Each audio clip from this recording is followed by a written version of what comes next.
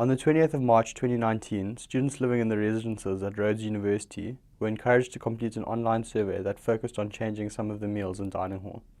I spoke to the SRC resident councillor, Siphiwayinkosi Mdluli, on his role in the changes happening in residences and dining halls this year.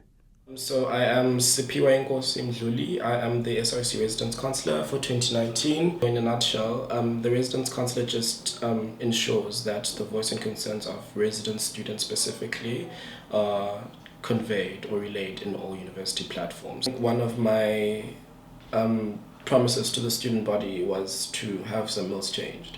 So last year, the meal review survey was not successful due to a number of reasons. For example, there was not enough participation from the student body, and it was done manually, like students were writing down what they want. So this time I decided it should be different. So we put the survey on Are You Connected, got students to select food items that they want substituted or replaced from the menu.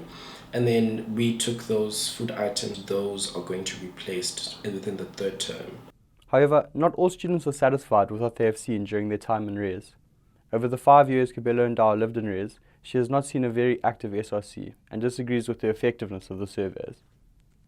I don't think they work. I think they just give us these surveys to do, and then nothing happens. Well, I haven't seen results from any surveys that have been brought.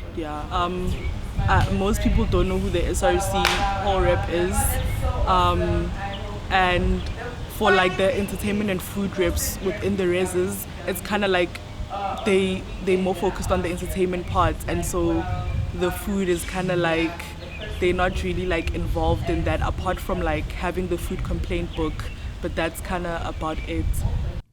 Mdluli refutes this, however, and he maintains that complaints will only be heard if students use correct structures to hold people accountable for what is delivered. The thing is, for me to be able to take something up, it has to come to me formally or through formal platforms. So a lot of the times that students, number one, which is why I always allude to the fact that you need to use relevant structures, to get things to me, because, for example, if there's a matter that's going on somewhere, it takes time for me to find out about it because the right channels are not being used.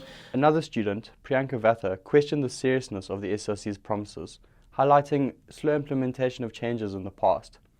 She also urged students to give feedback to the SRC in order to bring about these changes. I feel like they need to implement it faster. I've been here for 4 years, and it's only now that they're really trying to do something, which is great.